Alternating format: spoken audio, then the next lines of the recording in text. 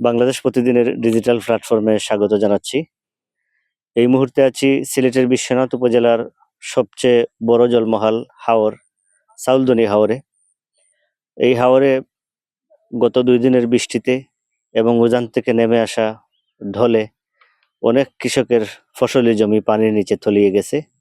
কৃষকরা অনেক কষ্টে পানি থেকেই ধান তুলে আনার চেষ্টা করতেছেন। আমার পিছনেই দেখা যাচ্ছে এখানে নৌকা এবং কলা গাছের ভেলায় করে কৃষকরা ধান তোলার চেষ্টা করতেছেন সেই কখন থেকে। আমরা আরো অনেক কৃষকের সাথে কথা বলেছি, তারা জানিয়েছেন অনেকের 10 বিঘা কারো 20 বিঘা জমি পানির নিচে তলিয়ে গেছে, যেগুলো আর কেটে গড়ে তোলা কোনোভাবেই সম্ভব নয় বলে তারা জানিয়েছেন, যদি পানি না নামে অল্প সময়ের ভেতরে, না হয় পানির নিচেই সেই ধান নষ্ট হয়ে যাবে। আমরা উপজেলা কৃষি অফিসারের সাথে কথা বলেছি, তিনি জানিয়েছেন যে এবছর 7,300 হেক্টর জমিতে বুড়ো আবাদ হয়েছিল, এবার লক্ষ্যমাত্রাও অর্জিত হয়েছিল বেশি, এবং এবছর বুড়ো ধানের ফলনে কৃষকদের মধ্যেও হাসির ছিল। কৃষকরা খুশি ছিলেন যে এবার বাম্পার ফলন হয়েছে, কিন্তু গেল 2 দিনের বৃষ্টি এবং উজান থেকে নেমে আসা ঢলে সেই খুশি কেড়ে নিয়েছে, কৃষকের সেই হাসিটুকু কেড়ে নিয়েছে। এক্সট্রিম মশার কয়েল প্ল্যান্ট ফাইবার দিয়ে তৈরি, তাই সহজে ভাঙে না, সুগন্ধিযুক্ত ও নিরবিচ্ছিন্নভাবে জ্বলে। ডেঙ্গু, চিকুনগুনিয়া বাহি সহ যে কোনো মশার বিরুদ্ধে দেয় এক্সট্রিম সুরক্ষা। আমরা দেখেছি মৌসুমের শুরুতেই অনেকটা ধান কাটার ধুম পড়েছিল এই উপজেলায়। কম্বাইন হারভেস্টারের পাশাপাশি শ্রমিক দিয়েও ধান কাটাচ্ছিলেন কৃষকরা, কিন্তু গত 2 দিন থেকে সেই ধান কাটার ধুমে বাটা পড়েছে। ধান কাটার যে উৎসব ছিল সেই উৎসবে বাটা পড়েছে।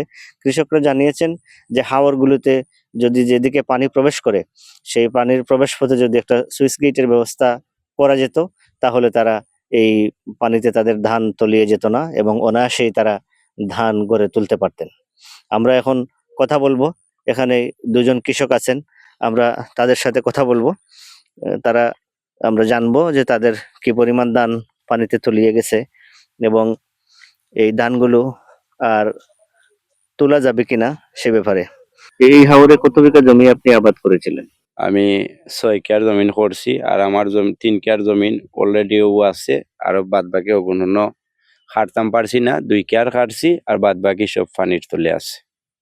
ওই জন্য আমরা একটা জিনিস আমরা আরো প্রতি বছর হয় যে পানির যে খাড়া আছে আমরা কই, এই খাড়াটা ক্লিয়ার থাকে না, কোনো চুইস গেট নাই। কত সরকার আইরা যাইরা আজ পর্যন্ত সালদনের আরো একটা চুইস গেট কোনো সরকারে উদ্যোগ নেন না, কোনো চেয়ারম্যান মেম্বারও উদ্যোগ নেন না।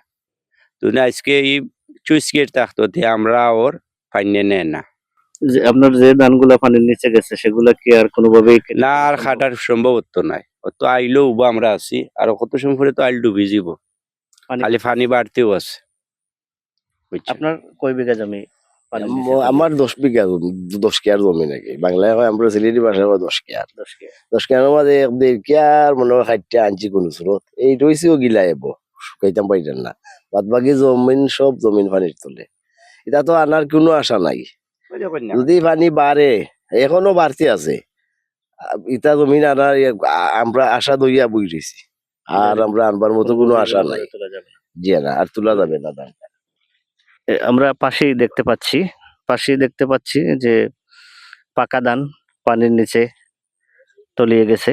এটা কোনোভাবেই আর কেটে গড়ে উঠানো সম্ভব নয় বলে কৃষক বলছেন। আমরা যে কৃষকের সাথে কথা বলছিলাম, এই জমিগুলো তিনি আবাদ করেছিলেন এবং তার পাশে ওইখানে নৌকা এবং কলা গাছের বেলাতে করে কৃষকরা ধান কাটার চেষ্টা করতেছেন।